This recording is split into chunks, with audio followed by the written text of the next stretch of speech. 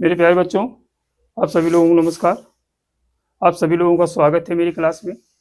मेरे प्यारे बच्चों, देखिए एक बेहतरीन टाइप, बहुत ज़बरदस्त टाइप, इसको बहुत से लोग नहीं लगा सकते। ठीक, नहीं लगा के बताइए, दे रहे हैं मौका आपको, लगा दीजिए। बहुत ज़बरदस्त टाइप है कि एक दुकानदार को विक्रय मूल्य पर 13.33% हानि है, तो वास्तविक हानि प्रतिशत क्या है? आपको ऑप्शन दिया गया है, आप चयन करिए। पहला ऑप्शन है 11.76%, दूसरा ऑप्शन है 10.92% है, तीसरा ऑप्शन है 9.05%, चौथा ऑप्शन है 11.23% है। तो आप बताइए क्या हो सकता है? बहुत गजब तरीका है, बहुत अच्छा तरीका है, बहुत सुंदर। देखिए सवाल भी है, हम लगाने का बेहतरीन तरीका बताएंगे आपको।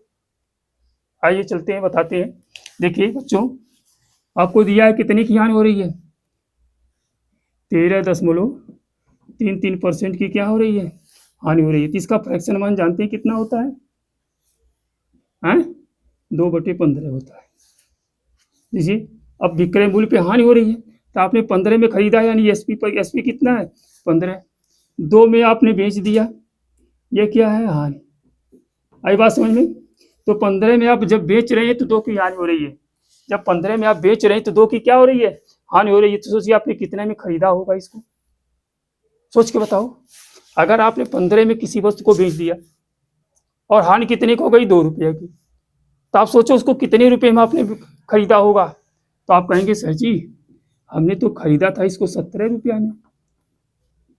कितने में खरीदा था? 17 रुपया में। और जो 17 में खरीदा, 15 में बेचा, तो 2 की हानि हो गई। तो आपसे पूछा गया वास्तविक हानि प्रतिशत, तो आप निकालिए ना। वास्तविक हानि प्रतिशत क्या है? हानि जो है प्रतिशत क्या है, बताओ भैया। तो वास्तविक हानि प्रतिशत हमें क्रय मूल्य पे देखेंगे। तो क्रय मूल्य कितना आपका है? 17 रुपया। अब कितने की हानि हो रही है? 2 की हानि हो रही है। आई बात समझ में? तो कै परसेंट की हो रही है? गुणे 100। तो 100 से गुणा हो जाएगा, 200 हो जाएगा, यानी 200/70% की हानि हो रही है।